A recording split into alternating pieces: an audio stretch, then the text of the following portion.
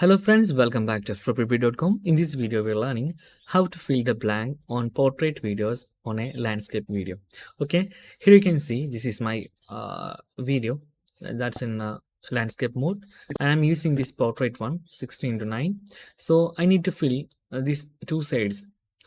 This two side with there is a black space and it's blank. I'm filling this place with an effects. Okay, can just click on here effects, then click here open effects, then search fill.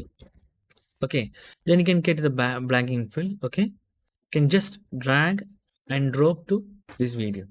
So we are simply fill this area. This is very useful in your uh, videos. Okay, can simply see here it's working fine. So that's it. Very simple. Okay, guys, if you need any kind of Android or iPhone tutorial, just comment below. I will post your replies as videos so you can easily watch and understand it.